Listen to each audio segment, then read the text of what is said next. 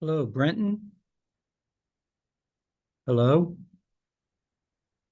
Hey, Brenton, I can't hear. Maybe you haven't turned the sound on. Maybe that's where we're at right now. Can you hear us now? Yeah, and then Sorry. Krista James is also joining us today. I realize she's not on the panel, but because she's doing a lot of FASD work for us, she is the coordinator of that work. I thought it'd be appropriate to invite her to join because I think that might be something that might be on the agenda for today. Great, we can move her to panelist if she needs to come in. Great.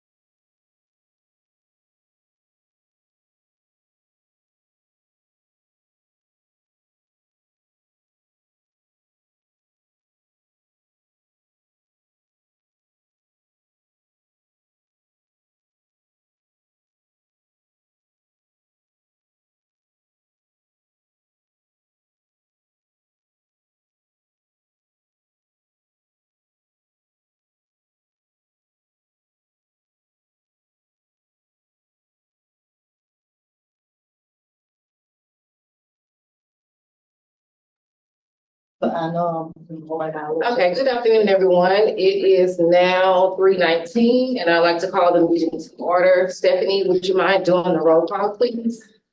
Sure. Ms. Avera? Thank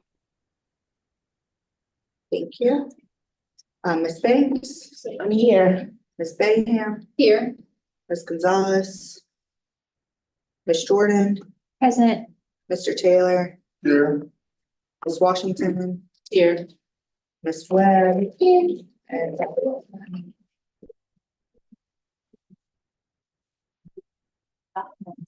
Dr. Wilson? Here. Thank you. And you have a quorum. Okay, thank you, Stephanie. Before we get started, I just want to remind you all of a few rules. For committee members and members of the public attending in person, please raise your hand to speak and wait to be recognized by the chair before speaking. To help the meeting run smoothly, please keep side conversations to a minimum and comments related to the topic we are discussing. For those committee members who are attending virtually, remember you must be on camera and have your first and last name showing to be counted toward our quorum. Please keep microphones muted unless called upon by the chair. Electronically raise your hand to request to speak and wait to be called on by the chair. For attendees, electronically raise your hand to request to speak. Once recognized by the chair, your microphone will be turned on. After speaking, the microphone will be returned to mute. Also, the Q&A and chat is to only be used by those needing an ADA accommodation to participate in the meeting. Public comment will not be accepted via the Q&A and chat, except for those individuals who requested the accommodation. As for order, committee members in person and virtually will be allowed to speak first. Public members in person will then be called on, followed by public participating virtually who have their hands raised. Comments in the Q&A and chat will be addressed last. As with all hybrid meetings, it can be difficult to keep track of all those wanting to speak in person and virtually, so please be patient. All comments and questions from committee members and public may be limited to 3 minutes or less should we run into time constraints, so please keep that in mind also. Also, comments about a person's character would not be allowed. Finally, members of the public will have the opportunity to provide public comment before each vote, and there are designated public comment periods. The chair may also use their discretion to determine if comments would be accepted outside of those times. All right, so we're gonna move forward with the agenda. Everyone should have reviewed the October meeting summary, which is linked in the agenda you received via email. There's also a copy in your committee packet. I need a motion to accept the minutes. I motion to accept the minutes for October meeting. I second. Wait, I'm sorry. That happened so quickly. I'm so sorry. Nicole motion and, okay. So sorry. That was way quicker than I was ready for.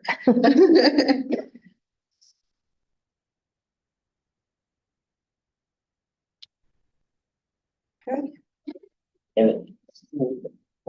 Okay. Oh, Roll call voting. due to the new regulations on open meetings law, we will do a roll call vote. Everything please take the roll call vote, please. Yeah. I left the roll call paper. Yes, I'm sorry, I left my little paper. Good. Ms. Vera? And just to be clear, a vote for yes is that we are accepting the minute. A vote for no is that we do not want to accept those minutes. No. Ms. Vera?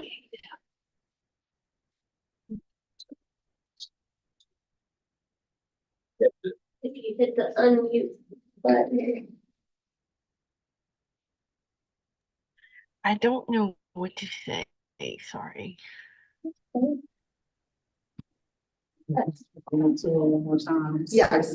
we're just, we are doing a roll call vote to accept the October minutes. A vote for yes is a vote to accept them. A vote for no is to not accept. I want to say accept. Yes, Ms. Vera, yes. Ms. Banks? Yes. Ms. Banks, yes. Ms. Bayham? Yes. Ms. Bayham, yes. Ms. Gonzalez? Yes. Ms. Gonzalez, yes. Ms. Jordan? Yes. Ms. Jordan, yes. Mr. Taylor? Yes. Mr. Taylor, yes. Ms. Washington? Yes. Ms. Washington, yes. Ms. Webb? Yes. Ms. Webb, yes. Dr. Wilson? Yes. Dr. Wilson, yes. That's a unanimous vote for yes. Okay, the October meeting summary is passed by unanimous consent. Moving right along to the other part of the agenda, Louisiana Rehabilitation Services, LRS update. At the July and October meeting, it was requested by the committee to get official documentation of the memoranda. The MOU was released in January. Committee agenda, we will now have Melissa Bayham from Louisiana Rehabilitation Services get us started. Hi, I'm Melissa Bayham. I'm the Director of Louisiana Rehabilitation Services. I believe I submitted a copy of the MOU. Did y'all receive that? I believe it was linked in the January committee agenda, but we didn't have the committee meeting because of the weather. Okay, so I did provide that. So I think if any of you have any questions, just let me know. I just want to give some updates and take any questions that you may have. The The Louisiana Workforce Commission right now has on its website, which is laworks.net, up for public comment, our combined state plan. So every 4 years, in order for us to receive our federal funding, we have to submit a state plan. This is the state workforce plan for Louisiana. We are Title IV, vocational rehabilitation, but it also includes the workforce titles, which are the Wagner Pies or adult dislocated worker and youth programs. So that plan is up for public comment. You can go to laworks.net to view it and make any comments that you have, or you can contact me if you have any questions about the vocational rehabilitation portion of that plan. Also on the laworks.net site, there is a tab for Louisiana Rehabilitation Services, and we have recently reformatted our policy manual, our procedure manual, and we have a new manual called a fee schedule. And those are all on the LA Works website, if you'd like to go and look at them. It's a lot more user-friendly than it was before. The tag, well, we call it the tag manual, which is the technical assistance and guidance manual, which is basically the manual that tells you all the services that we provide and the rules regarding those particular services. And they link really well. So if you click on the links, it'll bring you to the different sections that you want. And we've tried to make it a little bit more user-friendly in terms of reading it. And so I hope that you all have a chance to view that and let me know if you have any questions. We also, it's called Chapter 3. It's the LRS fee schedule. So our tag manual, our technical assistance and guidance manual is, I don't remember how many pages, but it's a lot. And all the rates are just kind of dispersed throughout the manual. The fee schedule is a much shorter document that has all of our fees in one place if you want to view that. We did make some changes to the fees, which we talked about in January, but those are all on the fee schedule on the website. On March the 21st, we did have a vendor training for all of our vendors statewide about our recent procedural and rate changes. So that was one of the requests that we had from many of the different groups, was that we have a statewide training to discuss all those changes. So we did that on March the 21st. I also wanted to note that we are restructuring some things at LRS. It's just very apparent that we're not going to get any additional state general funds anytime soon. And we're also, we don't have very many positions allocated to LRS. So we are trying to figure out basically how to serve our consumers in the best way possible with the number of staff that we have. So we are in the process of making some of these changes. We are going to start paying invoices at the state office level. And what that means is our rehabilitation counselor associates, those are the assistants to our counselors, don't have that job duty anymore. So that will free them to do more work with our consumers. And one thing that we trained them on in March is to be able to work more in our pre-employment transition services program, which is our program for students with disabilities mainly in high school. And it's a great program, but it's just very difficult because obviously we have so many school districts throughout the state. And within LRS, I only have about 160 staff, and that includes administrative counselors, rehabilitation counselor associates. So in order to have more staff actually being able to touch our consumers and to serve our consumers, we're making those particular changes. So they have just been trained on that, and we're in the process of making these changes. So we're trying to make our services obviously more consistent statewide, and we want to have a better statewide. So be patient with us, but we are making changes to try to make our services better. Those are all my prepared statements, but yes. I was just wondering have y'all reduced staff allocations? It's Somewhere in my email. I'm not sure if this answers your question, and you can tell me. So, you know, within government, every department has a certain number of positions that they can fill. Mm-hmm. And so we're with the Office of Workforce Development. So we have a certain number of positions within the Office of Workforce Development. So even if I have the funding to fill positions, if I don't have an actual, what they call in state government, a TO, which is a funded position, you can't fill it. So right now, I think I only, even though I think I have 30 vacancies, I actually only have 3 positions available to fill right now. Does that make sense? Okay. Gotcha. Does that equate to, even though you have 30 vacancies, you only have 3 to fill, that's because the funding is not there? No, I have the funding, but I do not have the position. You have to have position numbers that are funded by the legislature. Mhm. And so I only have 3 positions that I can fill right now, even though I have funding for additional positions. It's really confusing.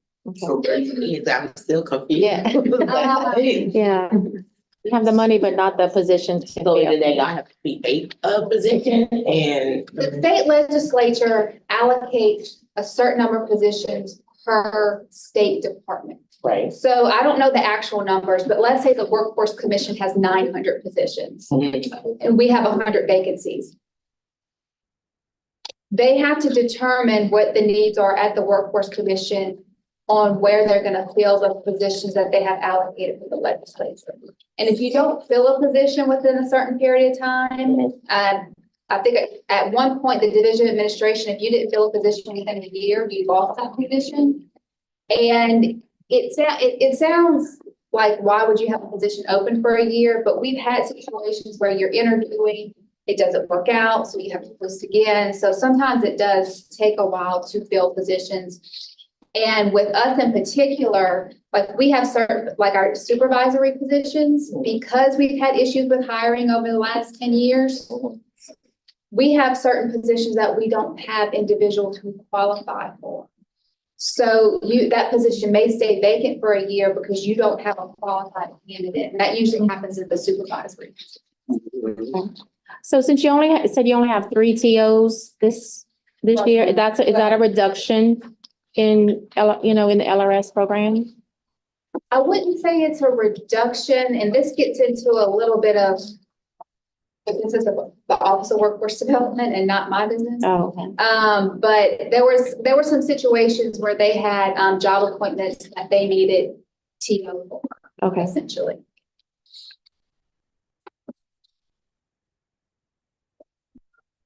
Thank you for those updates, Melissa. Any further questions before we move on? Yes. Is your waiting list, is your waiting list, is it closed or open or? So technically, I don't have a waiting list. And when I say technically, our art of selection is all open, but because of my staffing, it does take us longer to see particular. No.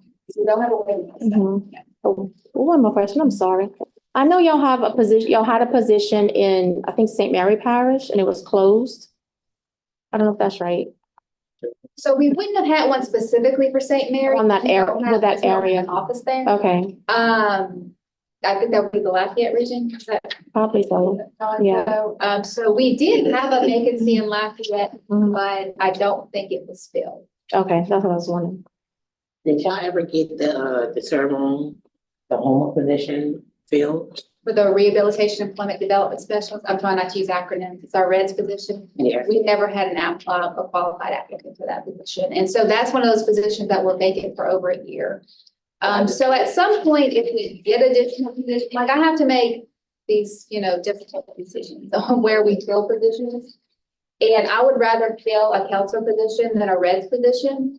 Because technically I can send a consumer to a vendor and you pay a fee for service for them to be placed into employment, whereas a rehabilitation counselor, I can't.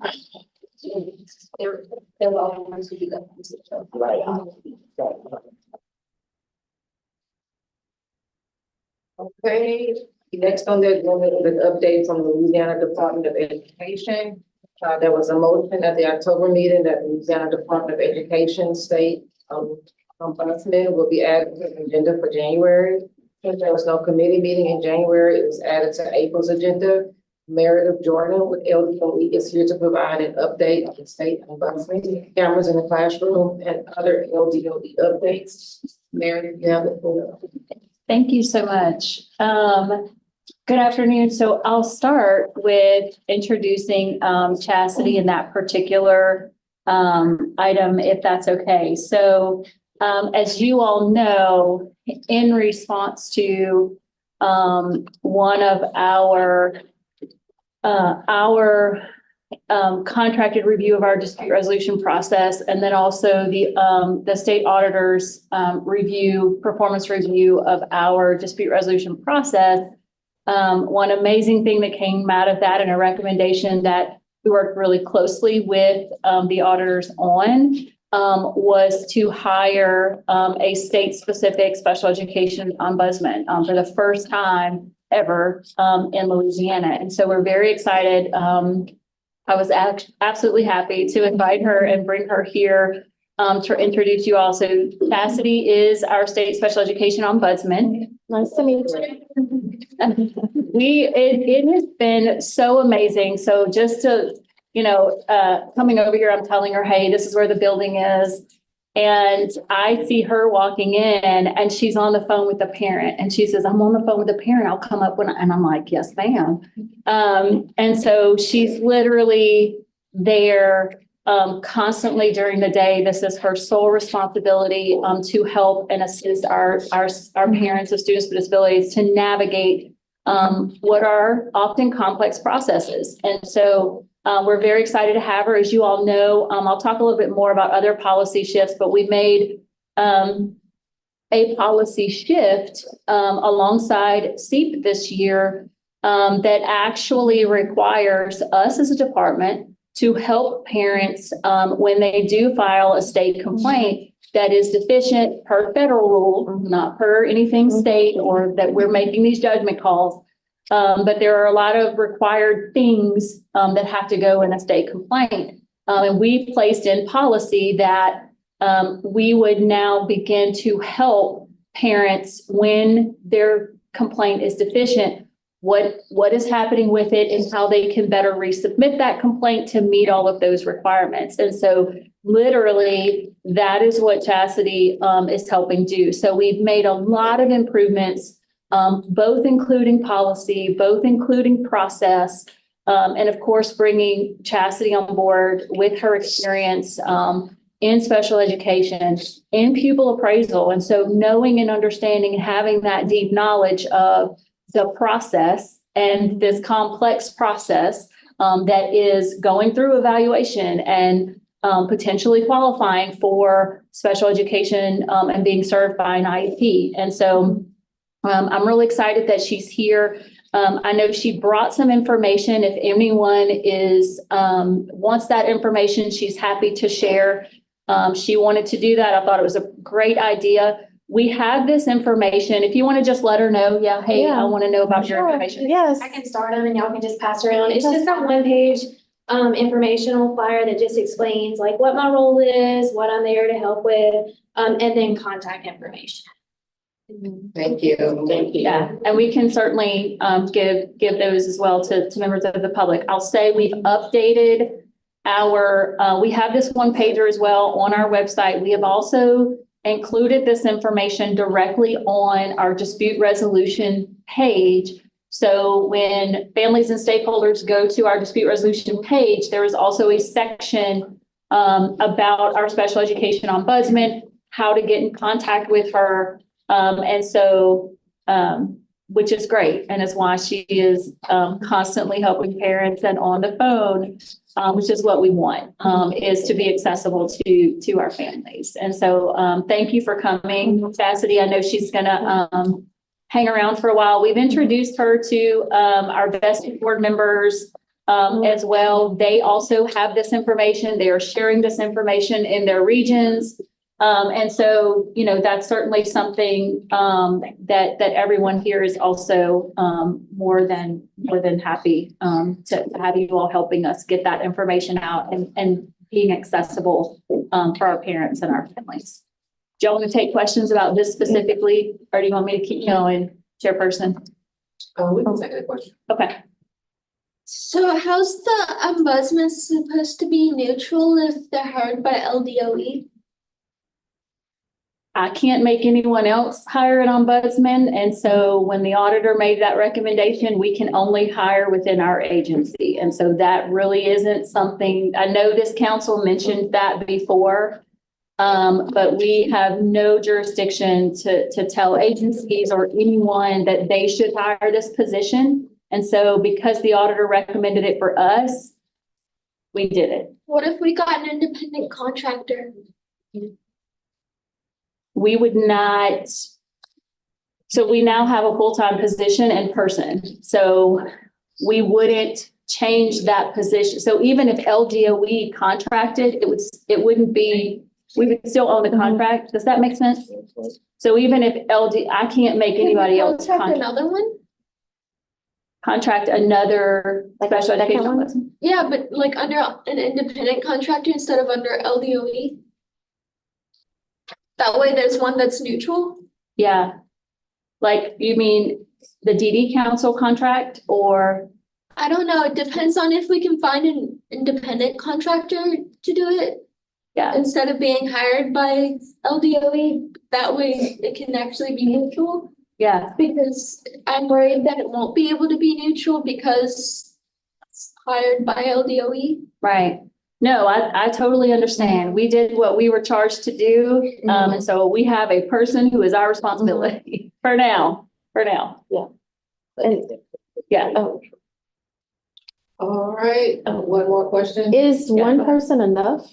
That was, is one person enough? Yeah, I didn't know if I'm allowed to speak. Well, Yeah, so go back to the first question about being neutral. I don't investigate any of the complaints. So my role is to field calls from parents or from districts or from advocates that have questions about those dispute resolution processes. So I am just giving information. If a parent calls in and says, hey, I have this concern with my district. We discuss the scope of the concerns, and then I'll say, well, you could do this, you could do this, you could do this. If you go this route, this may be what is the outcome. If you go this route, this would be the outcome. So I'm not giving any kind of legal advice. I'm not telling them what they should or should not do. I'm just providing information on the process of special education, whether or not, if districts have to do specific things as it relates to the law. And like I said, giving them information on the specific dispute resolution processes. I don't do any complaints. That's a separate person within the agency. And then to answer your question about one person being enough, I think so for now. I mean, it's a pretty heavy call load, but it's manageable. Parents are calling through the call center, and we're able to track that, and then set up emails and follow-up calls. So for right now, I feel like we're making good gains and we're seeing good things. good. Yes. Yeah, before we decide to like try to get something else, can we at least see if this works first? Mhm. Like, can we give it an opportunity to, fester and, let her do what she came on to do so that we can at least just see it instead of trying to like go and get something else or, just. Oh, no, I was let just it work. asking, was it, because I know it's just, it's a big scope. It is. We said So I'm that like, last time. that's why I was like, Mhm. is it enough for one person or is And it two people? so this is paired kind of thing? with our other family Mhm. support partnerships. So you still have other agencies out there that we can't do Mhm. this without, right? So we Mhm. still have other folks who are also helping to support Okay. parents as well that we partner with. Yeah. All right, any other questions before Meredith continues? Wilson. Bill, you recognize? Yeah, I was trying to raise my hand electronically, but it doesn't seem to be working right. Or I'm not doing something right, whatever. So thank you for recognizing me. So I just kind of, I understand what the defined role that the Department of Ed has given for this ombudsman position. But I mean, I just did a quick definition search and that is not really what an ombudsman's role is. An ombudsman is, quote unquote, usually an official, usually appointed by the government, who investigates complaints against, in this case, this is discussing a financial ombudsman. But so I'm not sure that what the role that the department has, maybe using the term ombudsman should be changed if that's not in fact the definition of the role of an ombudsman, just so everyone's clear, because this doesn't really eliminate the need for an ombudsman if all you're doing is telling people who to call to file their complaint or to get information about how to proceed.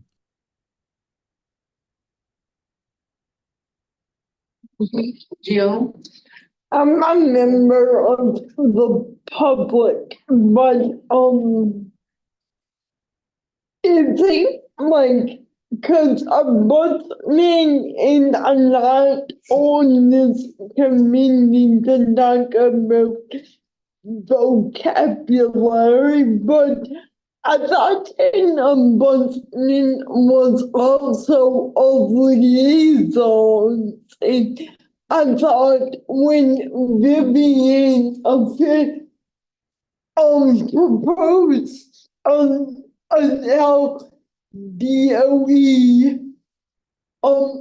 ombudsman, it would be a liaison. And everything I heard from, and I forgot your name already. Chastity.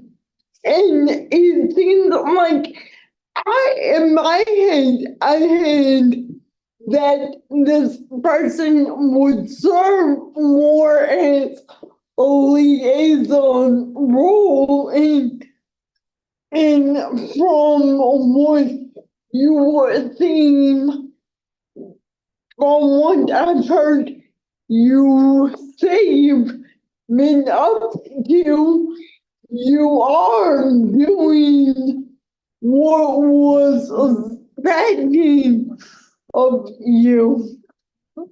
Yes, she's absolutely a liaison for our parents and families, to LDOE, to other agencies, and navigating that process. The liaison is an excellent word. All right. Meredith, any other? Oh, got a hand? Oh, Bill. Bill, you're recognized. So maybe the person should be named a liaison since they are not doing ombudsman duties. I mean, I'm looking at LDEQ's website information, and it says the ombudsman goal is to be impartial and neutral as possible in determining whether or not, in this case, the agency or individual's actions were fair and reasonable. That's a whole lot different than just telling people, well, you should call this person or go to Families Helping Families or go talk to your superintendent or whatever that is. That's really not getting to any sort of, is this a valid issue or not? That's just making the parent do more work that may or may not result in a reasonable outcome.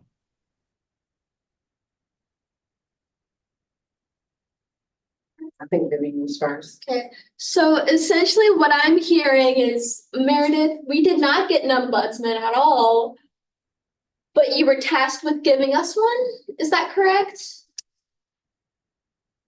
So when you say you want an ombudsman to make a decision on whether the district did something right or wrong? No, I'm saying what we currently have is not an ombudsman.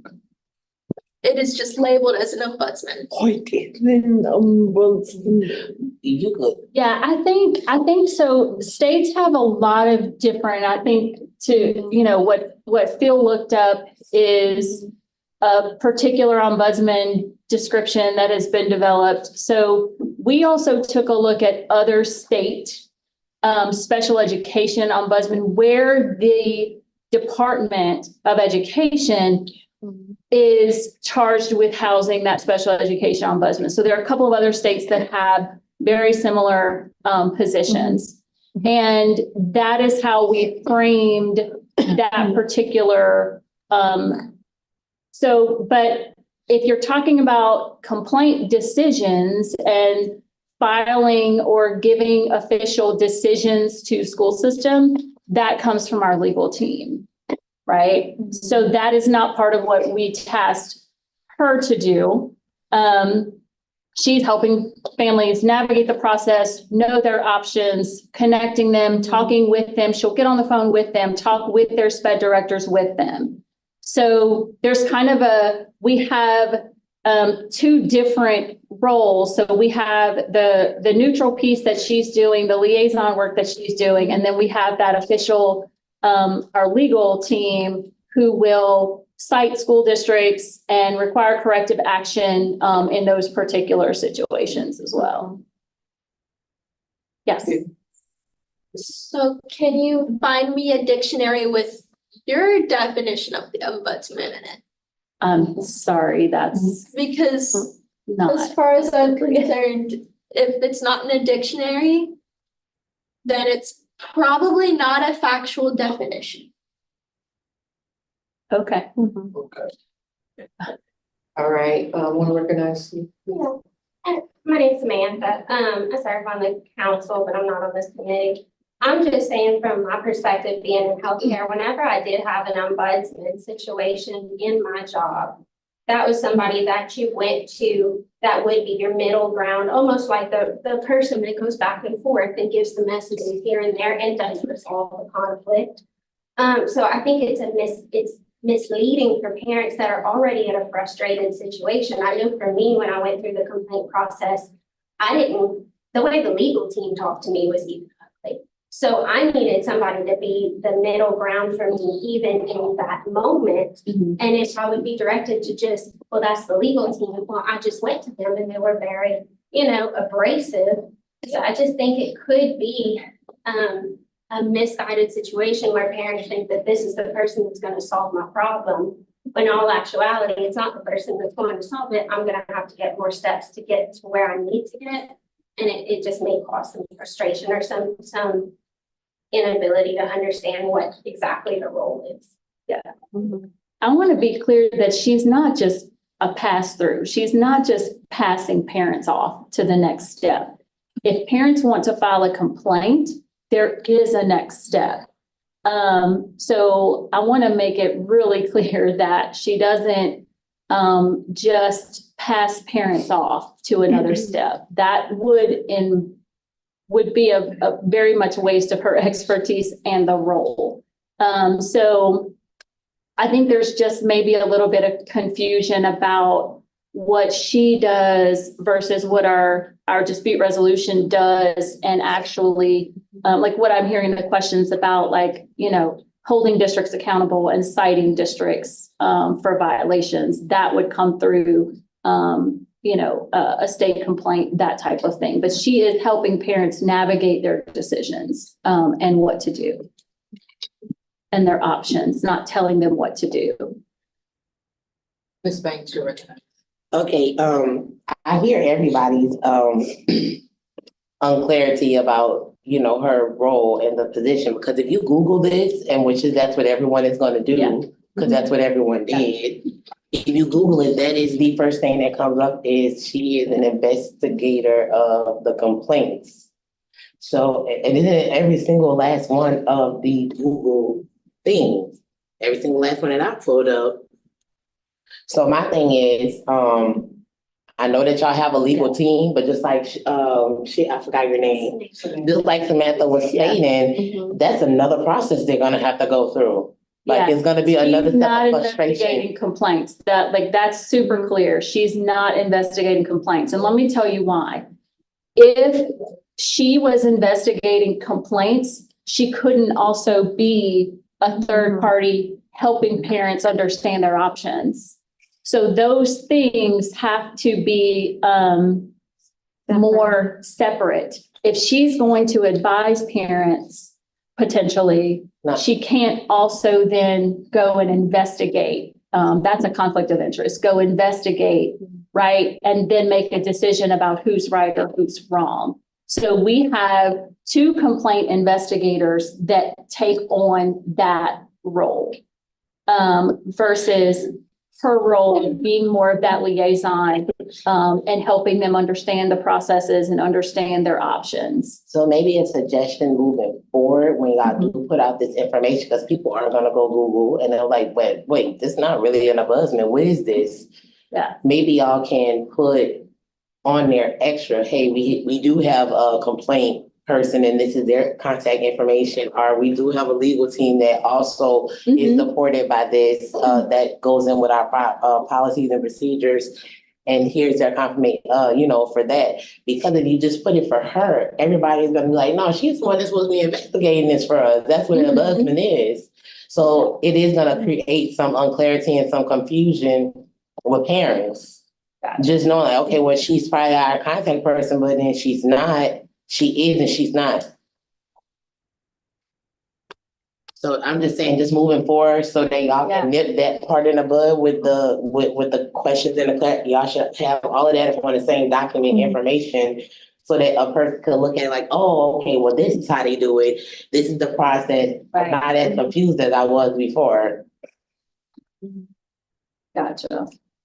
Okay, Meredith, thank you all for your concerns. I would like we can move forward with what else we have on here. If we have a little bit of time before, we'll come back to it, but I just kind of want to move on from this particular part.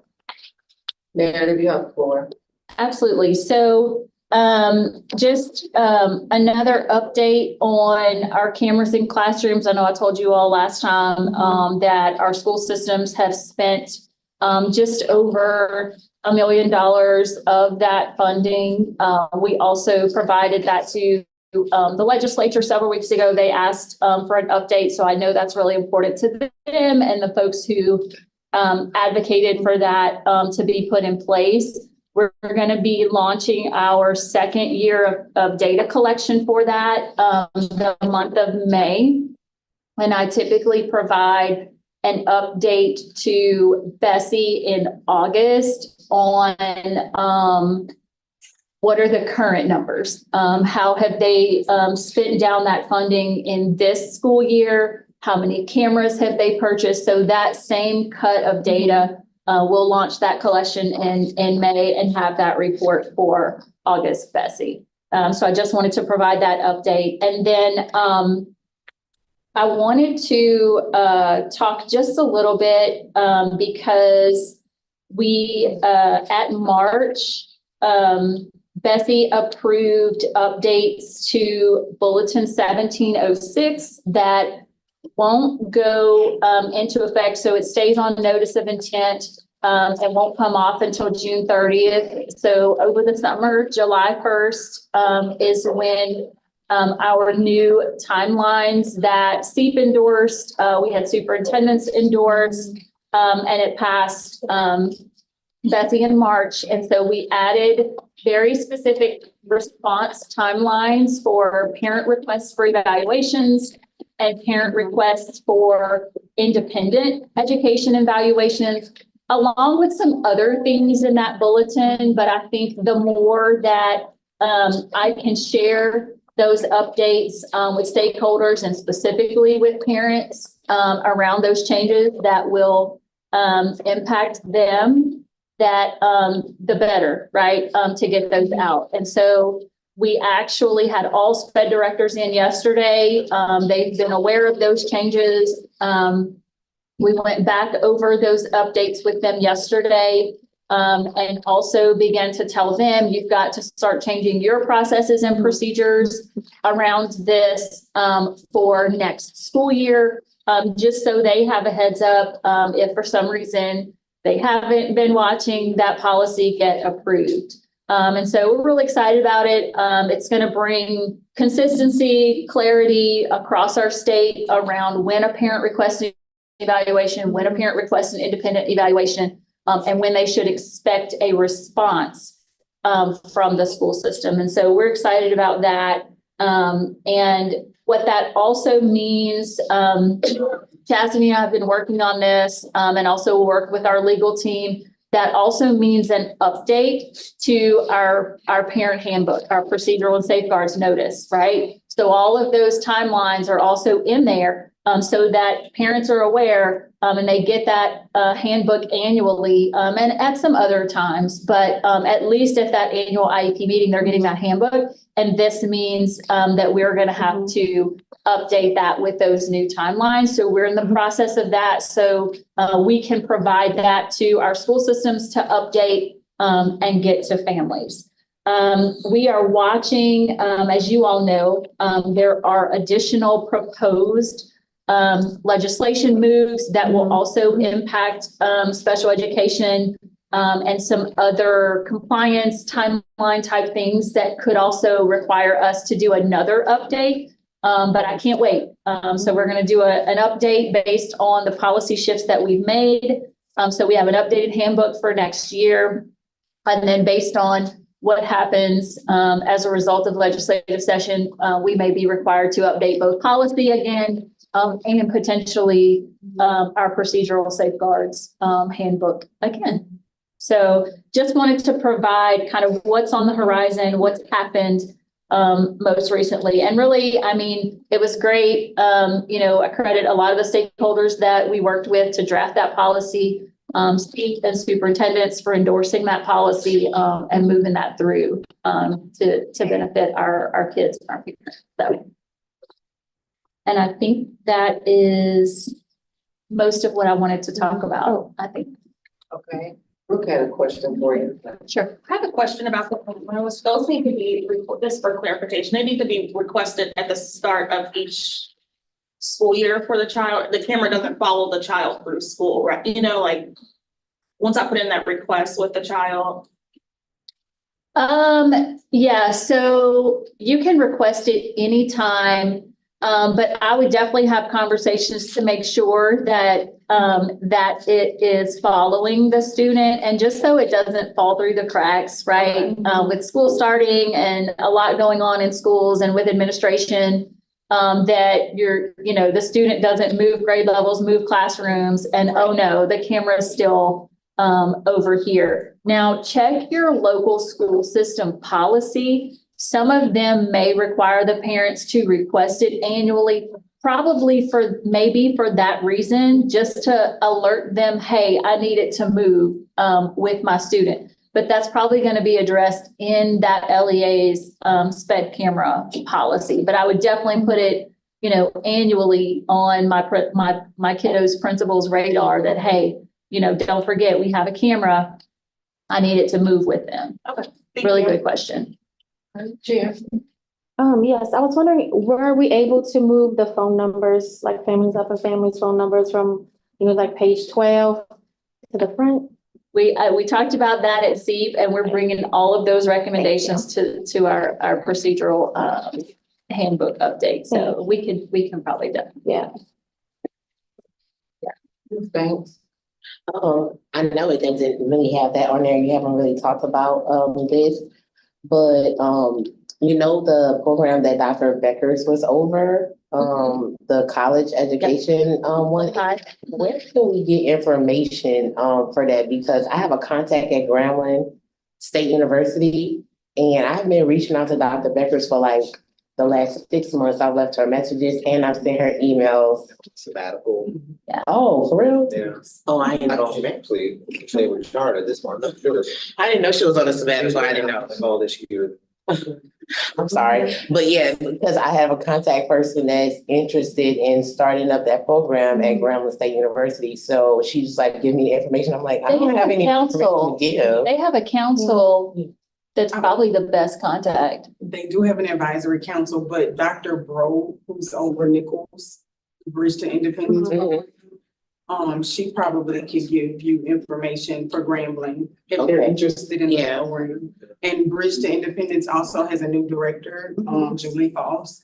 So she can give you information too. Okay. I think Dr. Bro has been taking over Dr. Becker's responsibilities. Oh, that's why. Okay. Did we get an email about that, or maybe did we get an email about that? that Dr. Beckers is on sabbatical. Yeah, I don't think so, huh? I don't think, okay. I mean, she let some of us know as like a courtesy. Oh, okay, cause Yeah. I was just wondering, I was like, that's really not her not to get back with a council Yeah. member, so, yeah. Okay. Okay, go ahead. I'm gonna ask a question, with kids transferring over to college, do y'all have things in place like cameras in certain, study areas that they be classes? So we can only fund, and we don't even, the cameras are legislatively funded, so I guess potentially there could be legislative funding for post-secondary cameras in areas, but that wouldn't be something that would fall under the department. But that's not to say that couldn't be a legislative directive to put cameras in those post-secondary places. Good question.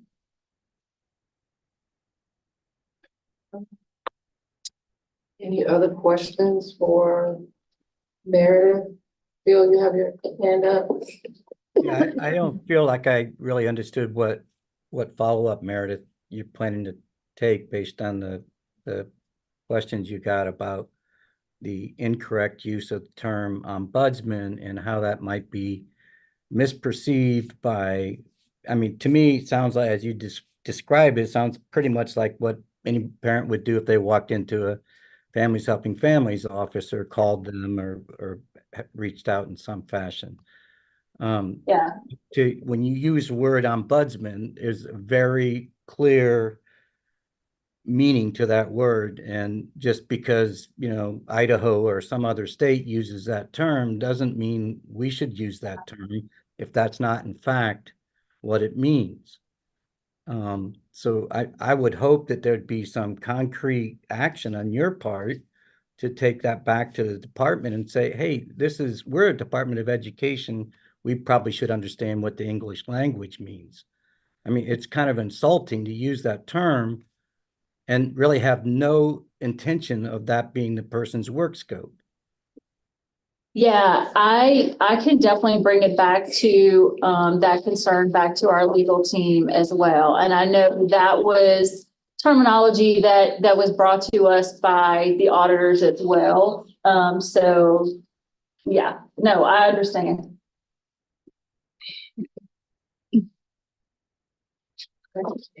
Thank you. Any other question for Meredith? Okay.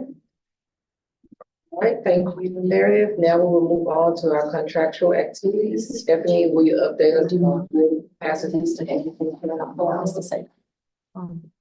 Sure. Sorry.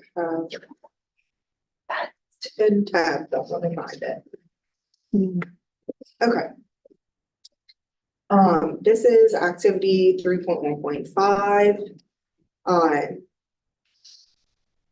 So for this quarter, the ARC watched the MFP task force meeting, Bessie retreat, and sent an email to all Bessie members regarding the dismissal of the seat members. They met with several legislators and helped develop a concurrent resolution to urge the Louisiana Department of Health to update its policies in the Medicaid buy-in program to increase the amount of income individuals can earn when working. They also shared the Medicaid buy-in program fact sheet with LRS, OCDD, legislators, self-advocates, provider agencies, and families. The ARC sent language to staff to share in LACAN action alerts. They also, and this will be, there'll be more information on the next status report for the next quarter, for Q3, but they did do their first round of trainings for education and employment. I believe it was, I want to say April 2nd, but for some reason that doesn't seem right to me. But anyway, we sent out a LADDC news advertising that. We had registration links on our website and it was pushed out on social media. It was a virtual, it was a virtual webinar, sorry, couldn't think of how to word that. So it was a virtual webinar.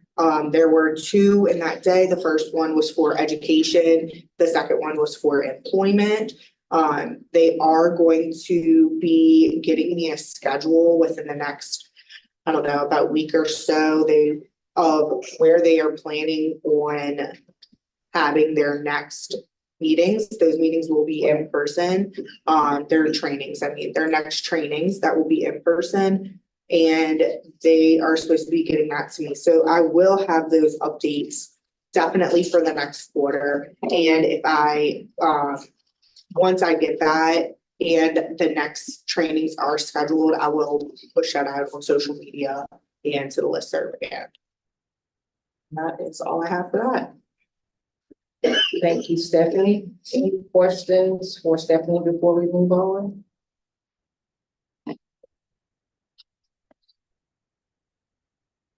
Okay, hearing no additional questions, we will move on to announcements. Tomorrow is the full council meeting, which will begin at 8:30 a.m. Does anyone on the committee have any announcements tonight?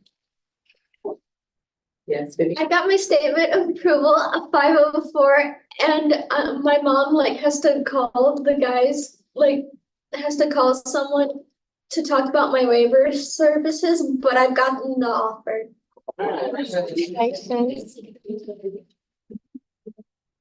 All right. I do want to say something. Meredith, I do want to say tomorrow. Yes. Think I did hear the concerns of everyone with the flooding. I do think that the council, we do want to recognize everyone's concerns and consider them. So tomorrow I would probably have more information because there may be more questioning behind it. Just a little bit more information. I also want to thank you for the information that you did provide. And I also want to thank Ms. Chastity for coming. We're definitely rooting for you. We are a council, we're parents, we're educators, and so I know this is your first time meeting us, so it may have been a little heavy in here. But this is who we are. No disrespect to you or your position that you now hold. We do wish you the best.